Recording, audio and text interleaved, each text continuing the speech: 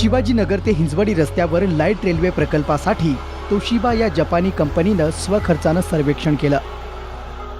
काही वर्ष Toshiba company पुण्याच्या लाईट रेल्वे प्रकल्पात रस घेत असल्याचं दिसून आलं।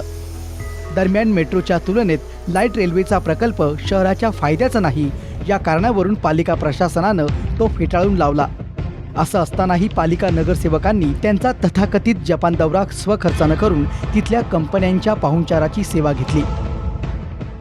त्यामुळे जपानच्या खाल्ल्या मिठाला जागूनच आता लाईट रेल्वेचा घाट घातला जात असल्याचा आरोप सुराज्य संघर्ष समितीने केलाय। माझा त्याच्यावरचा आक्षेप आहे की हा सरळ भ्रष्टाचार आहे। एक कंपनी स्वतःहून पुण्याच्या एखाद्या प्रकल्पाचा सर्वे करते, त्या सर्वे तो पुणे महापालिकेत सादर करते, प्रशासन अभिप्राय देतं की हा व्हायबल प्रकल्प नाही आहे। त्यानंतर त्या कंपनीच्या अधिकाऱ्यांना हे पुण्याचे लोक जाऊन भेटतात जपानमध्ये आणि आल्यानंतर तो प्रस्ताव मंजूर करतात। हे सगळं पुणे म्हणजे आता ते थोडक्यात सांगायचं झालं तर ते जपानी कंपन्यांच्या खाल्लेल्या मिठाला जागलेले आहेत। विकास कामासाठी पैसा नाही, त्यातच वर्गीकरणामुळे अंदाजपत्रकातल्या विकास कामांचा पैसा इतरत्र वळवल्यानं ती खोळंबलेली आहे। त्यामुळे मेट्रो प्रकल्पाचं अजून कशात काहीच नसताना पुणे महापालिकेनं लाईट रेल्वे प्रकल्प राबवण्याचा घाट घातल्याचा आरोप होतोय। पालिकेनं प्रस्तावित केलेली लाईट रेल्वे आहे तरी कशी हे पाहूयात ग्राफिक्सच्या माध्यमातून। प्रस्तावित लाईट रेल्वे, या लाईट रेल्वेचा रेल्वे मार्ग असणार आहे शिवाजीनगर ते हिंजवडी, तर रेल्वे मार्ग उन्नत असा असणार आहे। या लाईट रेल्वे प्रकल्पाची लांबी 21.35 किलोमीटर अशी असणार आहे। तर 21.35 किलोमीटरपैकी 6.35 किलोमीटर मार्ग हा महापालिका हद्दीतला असणार आहे। तर त्याचप्रमाणे 80 किलोमीटर वेगमर्यादा ही रस्ता पातळीवर असणार आहे।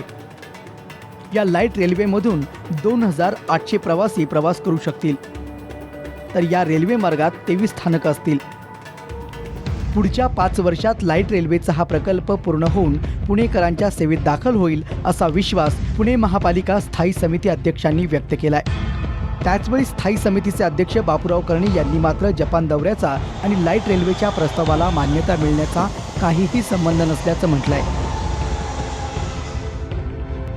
असं काही नाही, याच्यामध्ये हा प्रोजेक्ट बरेच दिवस आलेला आहे, त्याच्यावर सगळा विचार करावा लागला की महानगरपालिकेच्या मेट्रो प्रकल्पावर काही याचा परिणाम होतो आहे का, म्हणून त्याचा डेमो आम्ही बघायचा आग्रह धरला होता। त्याप्रमाणे सगळ्या आम्हाला समाधान होईपर्यंत त्यांनी आम्हाला सर्व ॲक्टिव्हिटीज दाखवल्या। मिन टाईम जपान दौरा झाला, त्याचा आणि याचा काहीही संबंध नाही। मेट्रो आणि BRT सारख्या प्रकल्पांचं घोंगडं भिजत पडलेलं असतानाच लाईट रेल्वे सारख्या आणखी एका प्रकल्पाला मंजुरी दिली तर पुणे शहराच्या पायाभूत सुविधांवरच प्रचंड ताण पडणार आहे। त्याचं नियोजन कसं केलं जाणार आणि एवढं करूनही वाहतुकीच्या समस्या खरंच मार्गी लागणार का हा प्रश्न उरतोच। अमोल कविटकर, जय महाराष्ट्र, पुणे।